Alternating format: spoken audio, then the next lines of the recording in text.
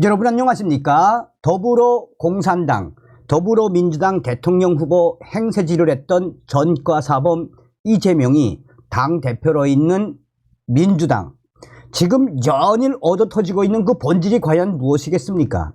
여론조사에서도 지금 민주당의 폭락이 계속 가속화되고 있지요. 어떻게 하든 이번 총선에서 이재명의 방탄정당을 만들기 위해 친문재인계 또 비명계 거의 학살하다시피 지금 쫓아내고 있지 않습니까? 자, 이런 상황 속에 지금 이해찬까지 벌인 이재명 난리가 났습니다. 민주당 모든 이슈 묻혀 총선 폭망하게 생겼습니다. 정성산TV 좋아요, 구독, 알림은 큰 힘이 되겠습니다. 자, 이해찬 전 대표가 어떤 사람입니까? 오늘날에 이재명을 만든 장본인 아닙니까? 사실상 이 지난번 대선에서 이낙연이 됐으면 윤석열 대통령이 안 됐죠. 그런데 당시에 이낙연을 내치고 이재명을 내세운 장본인이 이해찬 아니겠습니까? 이해찬 명문 정당 사수위에 임종석 살려야, 이게 이제 23일 소식입니다. 자, 무조건 이해찬이가 임종석을 공천을 주란 이야기죠. 이해찬 상임 고문이 악화 일러를 걷는 더불어민주당의 공천 파동과 관련해 이재명 대표 쪽에 명문 정당으로 선거를 치러야 민주당이 산다라며 그 한 방편으로 임종석 전 청와대 비서실장의 서울 중성동갑 공천 문제를 긍정적으로 검토하라고 조언한 것으로 전해지고 있습니다. 명문 정당은 이재명 대표와 문재인 전 대통령의 이름에서 한 글자씩 따서 만든 조어로 당내 화합을 상징하는 말입니다. 이해찬과 가까운 한 민주당 관계자는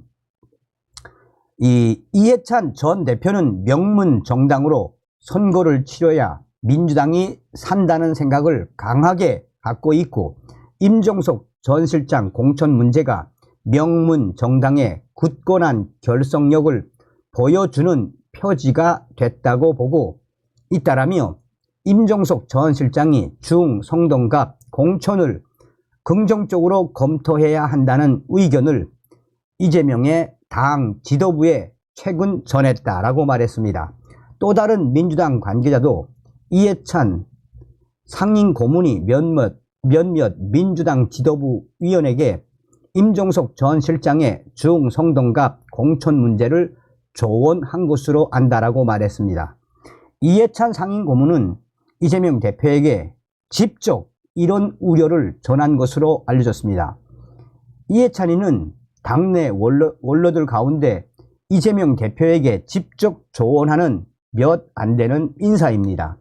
임종석 전 실장은 홍익표 원내대표가 서울 서초 울로 지역구를 옮기며 전략 공천 지역구로 지정된 중성동갑에 출마 의사를 밝히고 선거운동을 벌이고 있으나, 이재명 대표를 비롯한 지도부는 이 임종석 전 실장을 중성동갑에 공천하는 데에 부정적인 입장을 내비춰왔습니다.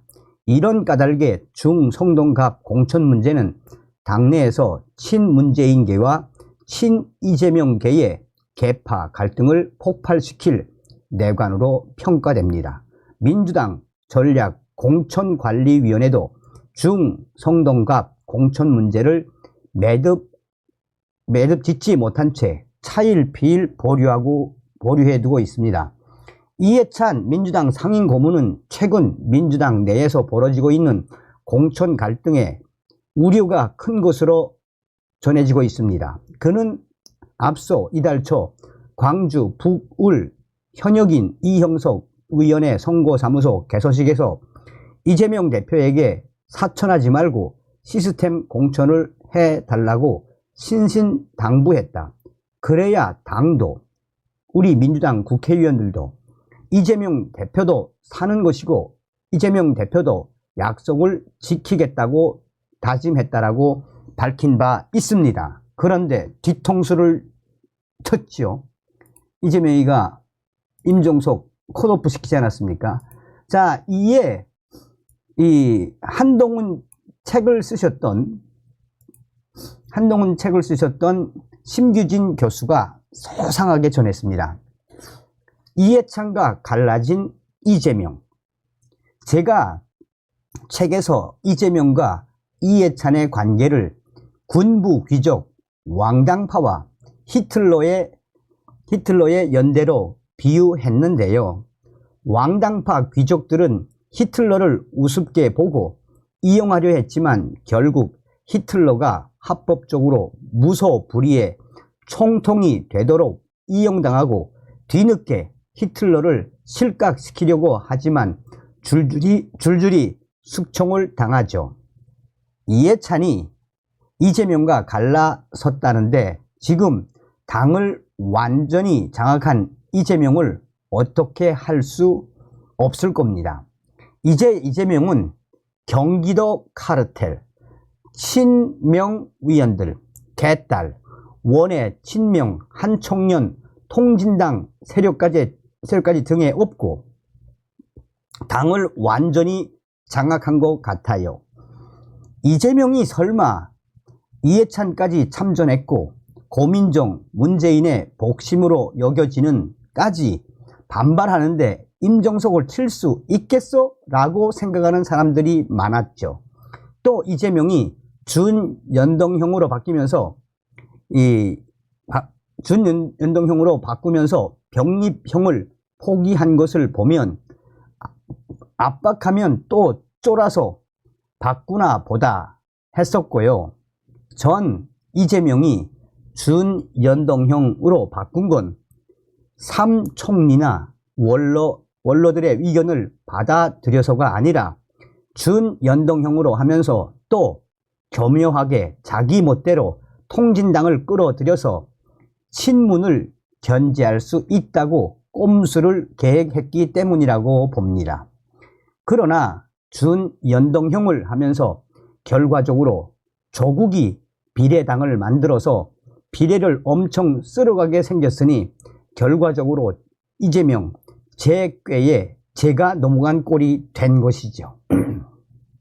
결국 이재명의 정치 행보는 아주 일관된 지향점을 보이고 있고 그것에서 한치의 흔들림도 없습니다. 강, 약, 강의 법칙, 그리고 경쟁자 제고, 카르텔 구축 및 외부 용병 수혈인 것이죠. 그리고 지난 총선에서 자신에게 굴욕을 안겼던 친문 세족을 멸문하는 것이 타협할 수 없는 본인의 목표이고요. 이 목표를 위해 이재명 용감무쌍하게 달려가는 친위 용병 부대를 굴려 나갈 수 있는 것이죠.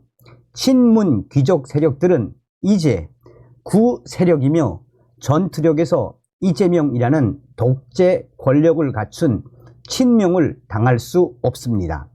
구심점도 없고요. 결국 이재명 체제는 폭주 기관차가 되어 민심의 궤도를 이탈해 자폭하는 것 밖에는 답이 없는 상태입니다. 이재명의 칼부림 때문에 이제 검찰 독재 프레임도 생명을 잃었고 심지어 친노와 좌파 원로, 정의당 세력이 붙은 조국당이 외려 평화와 민주의 상징처럼 보이게 되는 희한한 착시 현상을 불러오고 있네요. 이재명 때문에 민주당 모든 이슈가 묻혀졌으며 결국 이재명의 민주당은 이번 총선에서 망할 수밖에 없는 이유가 바로 여기에 있는 것입니다. 자, 어떻게 들리십니까? 아무리 이재명이가 본인의 친명계 핵심 인사들과 이 총선을 치르겠다, 오로지 나의 방탄종당을 만들겠다, 그게 쉽게 되겠습니까? 이재명이는 이번 총선에서 망할 수밖에 없습니다. 다음 시간에 뵙겠습니다. 멸공.